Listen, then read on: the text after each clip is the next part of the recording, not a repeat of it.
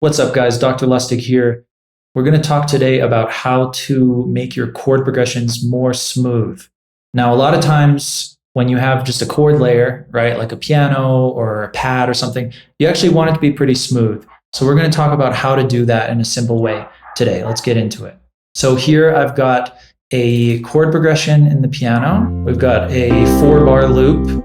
And let's go ahead and hit fold so we can just see only the notes we're using. This is a really useful feature in Ableton Live. In Logic Pro, this is called collapse. We're in the key of C major, the people's key.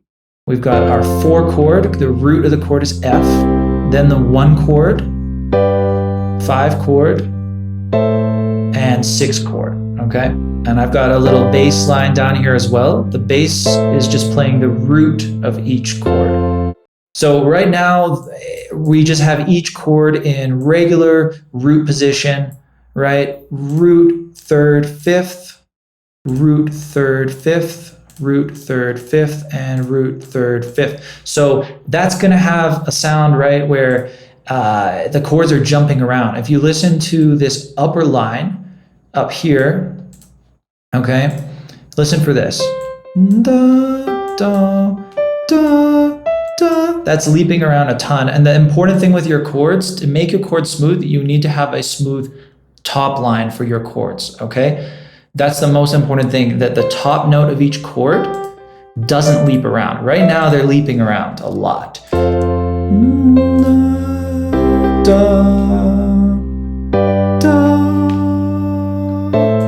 That's going to be very distracting. We want to keep the listener's attention on the melody, maybe a characterful bass line, a lead synth.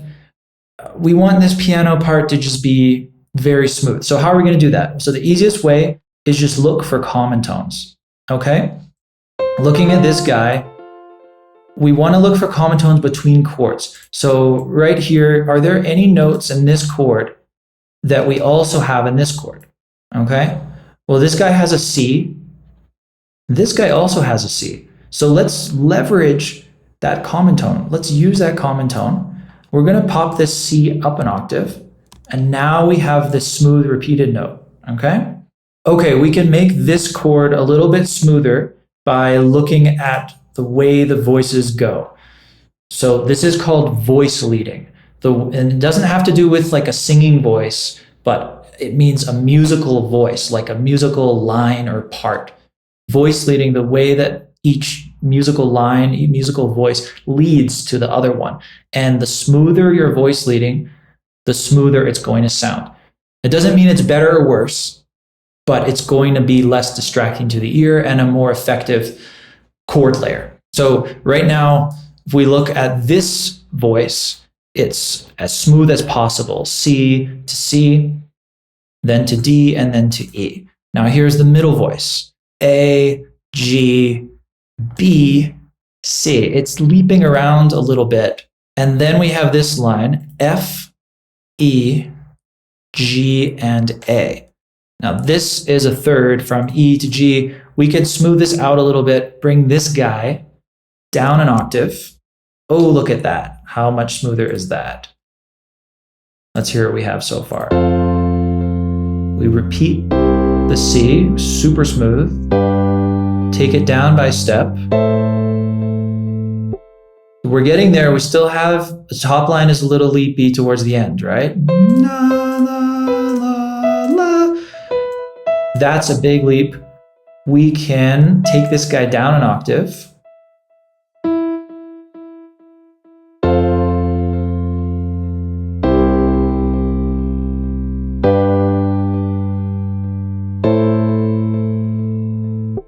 Okay, now everybody's moving by step or just not moving at all. Like this top line, C, C, B, just a step up to C.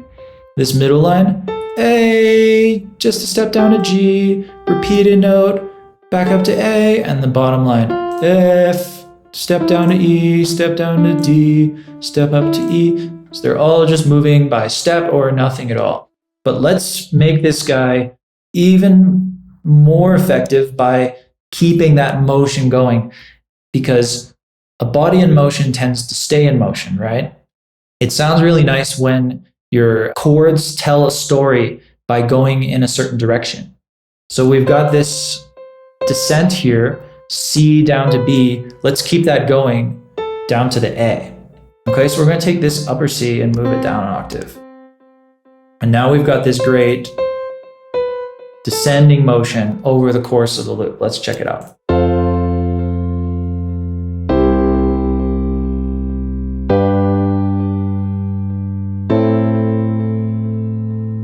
So here's before, right? It's leaping around all over the place.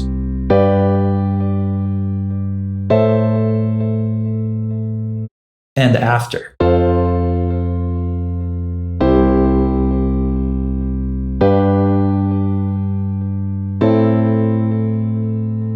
So we've created smooth voice leading. Again, the reason for this is that it sounds less distracting to the ear. It makes a more effective arrangement.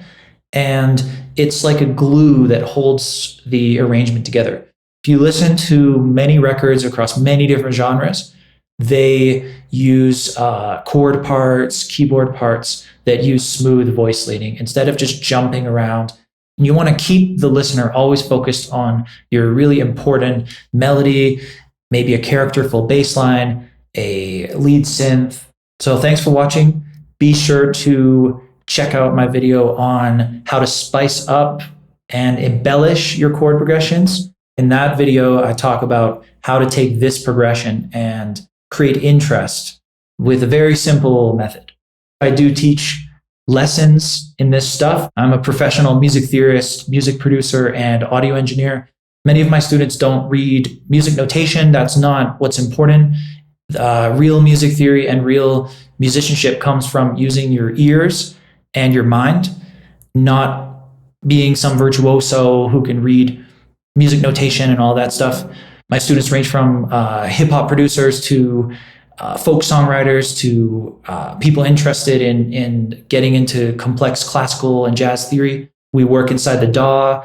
My method is about what you're passionate about, the music that you love, and we deconstruct your own productions, your own beats, songs that you're passionate or curious about.